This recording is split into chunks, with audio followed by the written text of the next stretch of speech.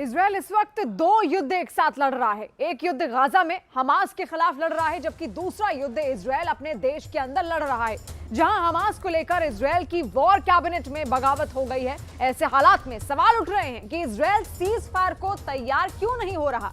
इधर PM Netanyahu दावा कर रहे हैं कि जब तक हमास का सफाया नहीं होगा तब तक सीज फायर नहीं होगा।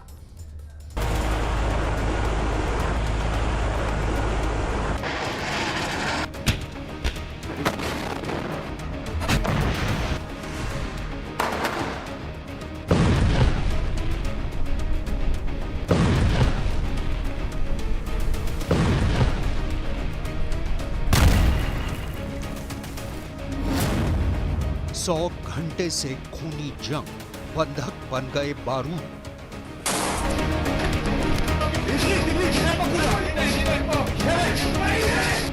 लगभग 250 दिन से चल रहा गाजा युद्ध अब समझ से बाहर हो चुका है।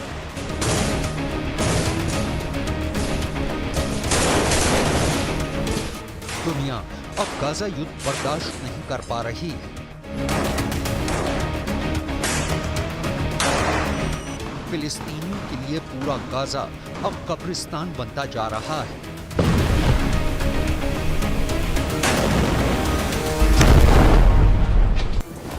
पिछले 100 घंटे की खूनी जंग में यह साबित हो चुका है कि इजराइल तब तक हमले नहीं रोकेगा जब तक कि हमास का पूरे गाजा से सफाया नहीं हो जाता है। ऐसे हालात में सवाल उठता है कि प्रधानमंत्री नेतन्याहू पर यूएन का दबाव काम क्यों नहीं कर रहा है। क्यों इजराइल अमेरिका की बाइडेन सरकार के तमाम दबाव और सलाह के बावजूद पूरे गाजा में अंधाधुंध हमले कर रहा है।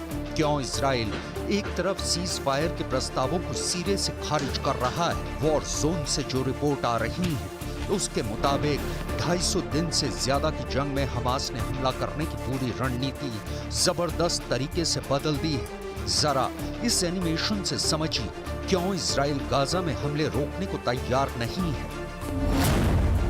इजरायली सेना का दावा है कि हमास ही सही मायनों में इस वक्त फिलिस्तीनियों का हत्यारा बन गया है। दावों के मुताबिक दक्षिणी गाजा और सेंट्रल गाजा के जिन हिस्सों में फिलिस्तीनियों ने शरण ले रखी है, हमास उन्हीं जगहों से इजरायली सेना पर हमले कर रहा है। इजरायली सेना जैसे ही हमास के खिलाफ जमीनी और हवाई हमले करती है तो हमले की चपेट में फिलिस्तीनियों के बच्चे, महिलाएं, बुजुर्ग आ रहे हैं और उसकी वजह से भारी संख्या में फिलिस्तीनी मारे जा रहे हैं। इजराइल की स्पेशल फोर्स और F-15 जैसे लड़ाकू विमानों से गाजा पर हमले हो रहे हैं, जिसकी वजह से हमास लड़ाकों के साथ साथ फिलिस्तीनी मारे जा रहे हैं।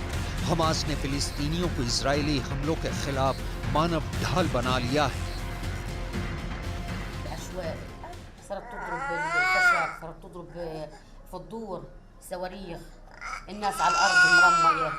عيلتي راحت ترسلت كلهم 14 شهيد هذا الوحيد اللي نجا امه بس اللي نجت وياه بس ترسلت كلهم راحوا حوالي 14 مش ايش اقول لك اكثر من 14 في تحت الانفاق الشوارع مليانه جدا।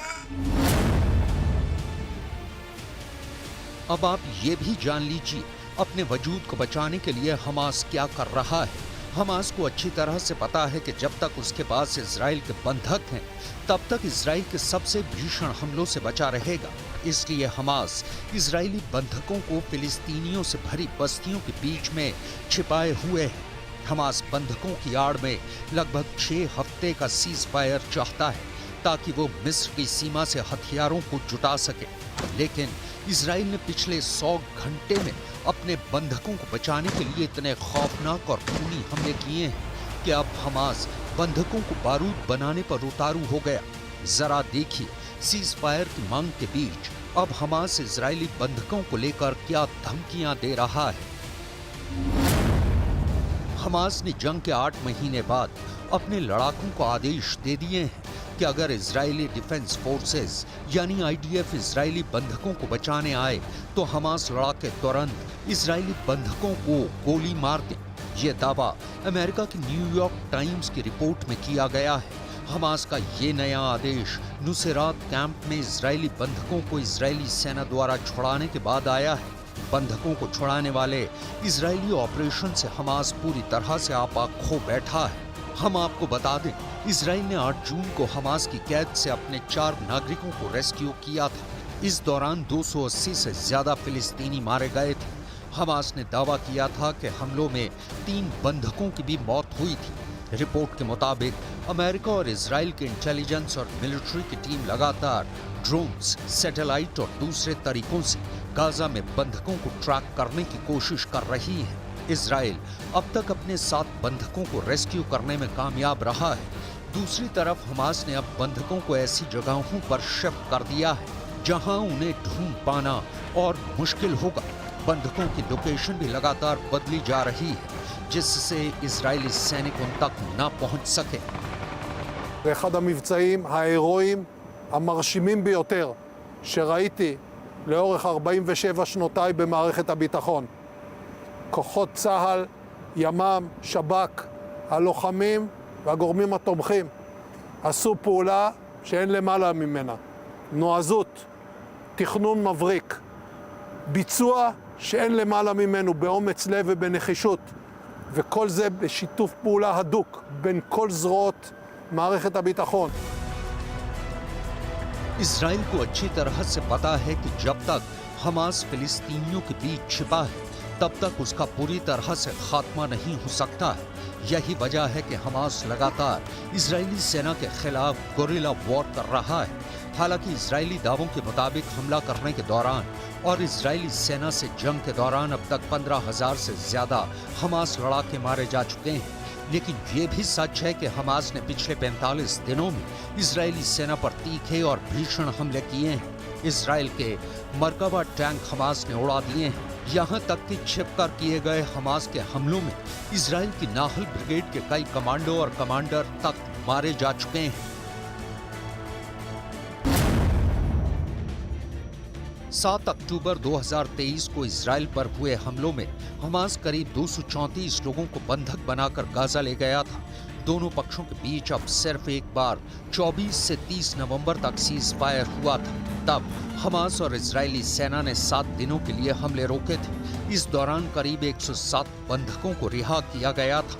लेकिन पिछले 100 घंटे में हालात पूरी तरह से बदल चुके हैं। सेंट्रल गाजा के नुसेरात इलाके में इजरायली फोर्सेस के ऑपरेशन को अब तक का सबसे खूनी हमला माना बताया गया है।